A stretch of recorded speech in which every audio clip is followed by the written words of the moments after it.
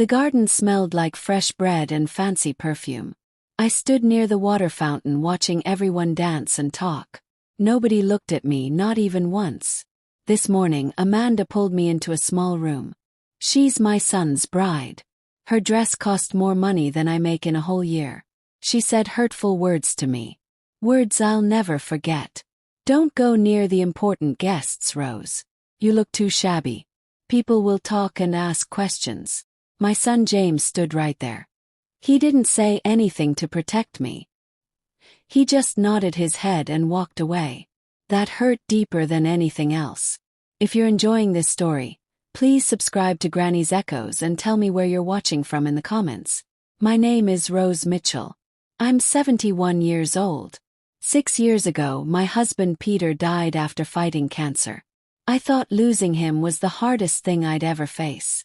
But watching my own son act like I don't exist, that hurt in a different way. A way that made my soul feel broken like shattered glass. The wedding looked like something from a dream book. Giant silk ribbons, flowers covering every wall, tables with golden plates. 500 people came, all wearing jewelry that sparkled under the lights. I wore my green dress. Simple. I bought it 8 years ago for my sister's birthday party. I curled my hair nice, put on my silver bracelet that Peter gave me. I wanted to look beautiful. I wanted James to feel happy about his mama. But Amanda's workers pointed to a seat far in the corner, behind the dessert table, behind the people with cameras, almost outside the wedding gate. Rose Mitchell, the lady with the list said. She didn't look friendly. Chair number 87, back row, obviously. That word, obviously, felt like a slap across my face. Like, of course I belonged far away. Of course, someone like me shouldn't sit with the wealthy people. I could see Amanda's mother sitting up front. She wore a dress with feathers on it. All her rich friends circled around her. They kept glancing back at me, talking quietly, pointing with their fingers. One lady said loud enough for me to hear, "That's James's mother." Amanda told me she used to work selling vegetables at the market. I didn't just sell vegetables. I owned the stand. I worked there for 40 years. I helped hundreds of families get fresh food when they couldn't afford the fancy stores. Young mothers getting healthy meals for their babies. Elderly people needing someone kind to talk to. I was proud of that work. But these people made it sound dirty, like I should hide in shame. As I walked to my seat, conversations stopped. People stared.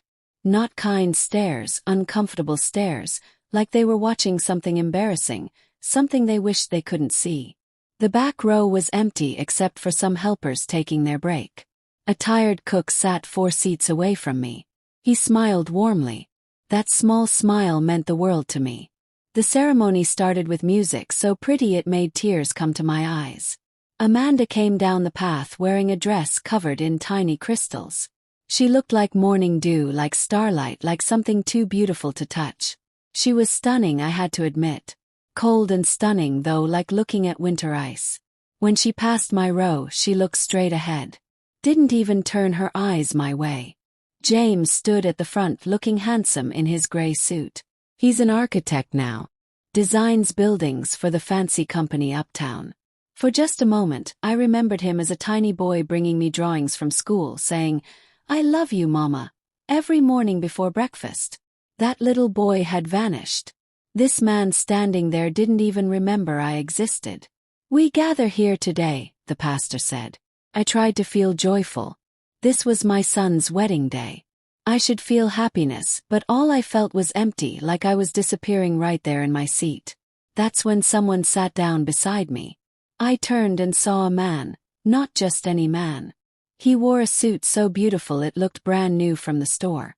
His hair was salt and pepper gray. His eyes were gentle but also powerful. Everything about him said, "Successful person." "Pretend you're my friend," he whispered. His voice was calm but strong. "Just trust me." Before I could respond, he took my hand softly. He smiled at me like we were best friends sharing a wonderful secret. Suddenly, everything transformed. I wasn't the forgotten, sad woman anymore. I was connected to something, connected to someone. The people around us noticed immediately. I heard whispers start up again, but different whispers this time. Who's that gentleman with James's mother?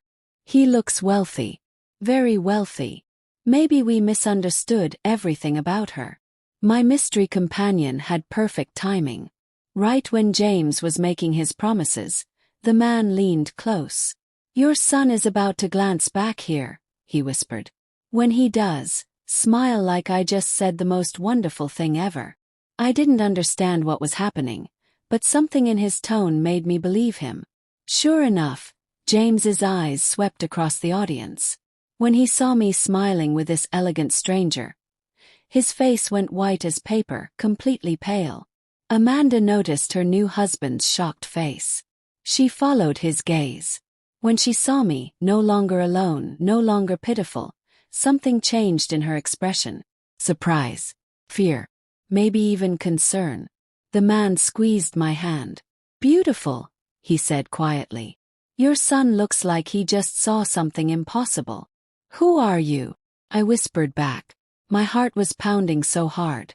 Someone who should have reached you a long time ago, he said mysteriously. We'll talk when this ends. Right now, just enjoy watching your son try to understand what's happening.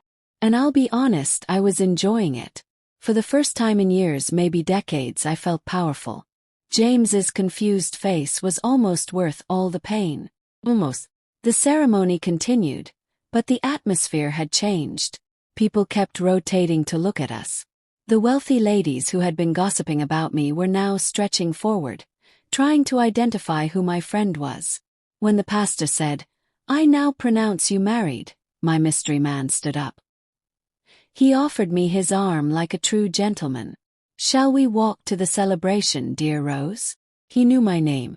This was getting more fascinating every moment. As we walked toward the huge tent where the party was happening, I felt eyes tracking us.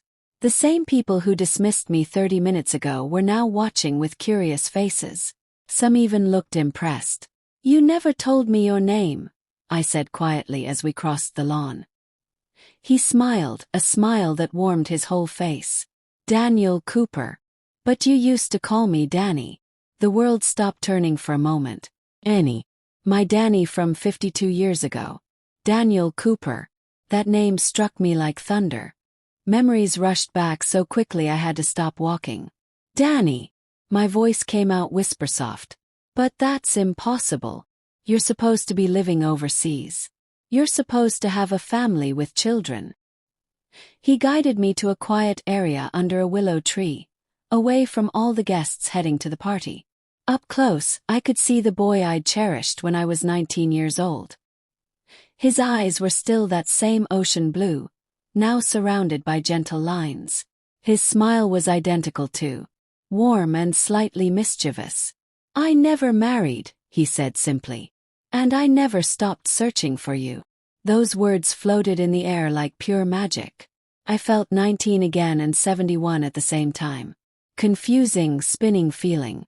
Searching for me. I managed to say. Danny, I got married. I had a son. I created a whole life. You were the one who left for that opportunity in Boston and never returned. Pain flashed across his face. I sent you dozens of letters, Rose. So many letters. I telephoned your house for months straight. I even traveled back to town 4 times looking for you. But you'd relocated and nobody would share where. He paused, watching my face carefully. You never received my letters, did you? Pieces of a 52-year-old puzzle started connecting together. My father. My harsh, demanding father who never liked Danny. My father who claimed Danny was a wanderer with no stability. My father who suddenly became very supportive when I started seeing Peter just weeks after Danny left. He destroyed them, I said, the truth sinking in my chest like cold water. My father blocked your letters from reaching me. Danny's face tightened with anger. I suspected that, but I couldn't confirm it. When I finally hired investigators to locate you in 1972, you were already married and expecting. I didn't want to destroy your life, so I stayed hidden. James was born in 1973, which meant I'd been married to Peter for 3 years by then. The timing was heartbreaking. You hired investigators to locate me. The wildness of it shocked me. Here I was, hidden in the background at my son's wedding, discussing roads never traveled with a man who'd existed in my thoughts for the first decade of my marriage to Peter. Multiple investigators, actually, Danny admitted with a sad smile. It became something I couldn't let go of. Every few years I'd search again. I tracked your life from a distance. Saw articles about you in the community paper when you won that small business award. I felt proud of you, Rose. Always believed you'd accomplish wonderful things. The party music drifted over from the distance. Jazz sounds smooth and costly. We should join them, I knew. But I couldn't leave this spot under the tree where my past and present were colliding together. Why now? Yes. Why appear today? Danny's expression became serious. Because I read your husband's death notice 6 years ago. I wanted to contact you then, but it seemed disrespectful so soon after losing him. Then 2 months ago, I saw the wedding announcement in the local paper. He reached into his jacket and removed a newspaper clipping. There it was, the announcement that had created so many conflicting emotions. A photograph of James and Amanda looking like a flawless couple, and below it the information about today. The announcement mentioned the groom's mother, Rose Mitchell, was a retired market business owner. I recognized it was you immediately. Danny's voice softened. After all these decades of searching, I discovered you through a wedding announcement in the newspaper. The absurdity was unbelievable. After 52 years of searching, destiny revealed my location through my son's marriage to a woman who'd spent the morning ensuring I understood I didn't belong. So you came to interrupt a wedding. I came to see you, he corrected. I wasn't intending to disrupt your son's celebration. I planned to sit quietly in the back, observe you feeling proud of your boy, perhaps gather courage to introduce myself afterward. His eyes sparkled with playfulness. But when I witnessed how they were mistreating you, well, I couldn't just observe and do nothing. That's when we heard James's voice behind us, tense with worry and perhaps frustration. Mother, we need to speak immediately. James approached us with Amanda next to him. Both looked like they'd witnessed something shocking. Amanda's wedding radiance had disappeared, replaced by an expression of barely hidden panic. James's face had shifted from white to flushed in the time we'd been under the tree. James, I said calmly, not releasing Danny's arm. Shouldn't you be welcoming your other guests? I'm sure Amanda's parents are curious where you vanished to. Who is this gentleman? Amanda insisted. Her tone was soft enough to avoid creating drama, but sharp enough to pierce. Her polished composure was fracturing. It was satisfying to observe. Danny stepped forward with the relaxed confidence of someone who never worried about proving themselves. Daniel Cooper, he said, extending his hand to James. I apologize for not introducing myself earlier, but I was absorbed in reconnecting with your mother after so many years. James shook the offered hand mechanically, confusion clouding his features. I'm sorry, Mr. Cooper, but I don't recall my mother ever mentioning you before. Has she? Danny's eyebrows lifted in mock surprise. How peculiar. Rose and I share quite a significant history together. Don't we, my dear? The casual endearment made Amanda's eyes narrow dangerously. I could practically watch her mental calculator processing, attempting to identify who this man was and what his presence signified. What kind of history? James's voice carried that edge he developed when interrogating contractors at work. The kind that changes lives, Danny replied smoothly. Your mother and I were deeply involved once, long before she encountered your father. The statement settled between us like an unexploded device. I observed my son absorbing this revelation. I witnessed the instant when he started comprehending that his mother possessed a past that existed before his birth. How deeply involved? Amanda's question emerged like a snake's hiss. Involved enough that I've dedicated 52 years regretting what separated us, Danny replied, his eyes discovering mine. Involved enough that when I noticed the wedding announcement and understood Rose would attend today, I couldn't remain away. James looked between us with increasing alarm. Mother, what is he discussing? You never spoke about anyone named Daniel Cooper. There are numerous things I never discussed, James, I said quietly. Apparently, I wasn't significant enough to engage in meaningful conversations about my history. The criticism landed precisely. My son had the decency to appear embarrassed. But I wasn't finished. However, I'm intrigued, I continued. Why are my personal connections suddenly so critical to you both? 30 minutes ago, I was an embarrassment to conceal in the back row. Now I'm worthy of abandoning your celebration for. Amanda's carefully applied cosmetics couldn't conceal the crimson spreading up her throat. That's not. We simply want to comprehend who this gentleman is and his purpose here. I'm here, Danny stated effortlessly, because Rose deserves having someone who values her at her son's wedding. Someone who acknowledges what an extraordinary woman she is. The comparison between his words and how I'd been treated all day was obvious enough to make even James shift uncomfortably. Amanda, however, recovered with ruthless determination. Mr. Cooper, she said with a smile that could shatter glass, I'm confident you understand this is a family occasion. Perhaps it would be more suitable if you... If I what? Danny's voice remained pleasant, but there was iron underneath. If I departed and permitted you to continue treating Rose like she's insignificant. I don't believe that's happening. Listen here, James began, his protective instincts finally activating, though I noticed they seemed directed at protecting his wife rather than his mother. No, you listen here, Danny interrupted, his facade of courtesy vanishing.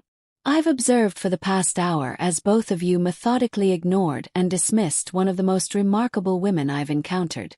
Rose nurtured you, sacrificed for you, cherished you unconditionally, and this is how you respect her at your wedding. The words I'd yearned to hear someone express hung in the space between us. You don't understand what you're discussing, Amanda snapped, her composure shattering completely. You understand nothing about our family. Danny's laugh was frigid. I understand sufficient. I understand Rose was positioned in the back row like refuse. I understand your social circle has been gossiping about her all afternoon while you did nothing to protect her. And I understand neither of you concerned yourselves with whether she needed anything today. She received an invitation, James protested weakly. We assumed she was accompanying someone. You assumed incorrectly, I said quietly. But then you haven't inquired much about anything lately, have you, James? The pain in my voice must have penetrated him because for the first time all day, my son truly looked at me. Not through me, not beyond me, but directly at me. What he observed made him retreat a step. Mom, I didn't comprehend. That's precisely the issue, Danny severed him off. You didn't comprehend. But I did. And now I'm present, and I'm not departing. That's when Amanda committed her significant error. We'll simply see about that. The threat in her voice was unmistakable, and I observed Danny's expression transform from politely entertained to genuinely menacing. Whatever my daughter-in-law believed she understood about authority, she was about to receive an education. Pardon me, Danny said, his voice carrying quiet command. Are you threatening me, Mrs. Mitchell? Amanda lifted her chin boldly. I'm simply stating that if you believe you can enter our wedding and disturb our family, you're wrong. The silence that followed was the type that precedes either laughter or conflict. Danny selected action. He pulled out his phone and made a brief call. Robert. Yes, it's Danny. I'm at the Riverside Gardens. Could you bring the vehicle? He disconnected and smiled at Amanda with a predator's patience. Let's discuss what happens next, shall we? And as the black car pulled up, I realized my life was about to change forever. Thanks for watching Granny's Echoes.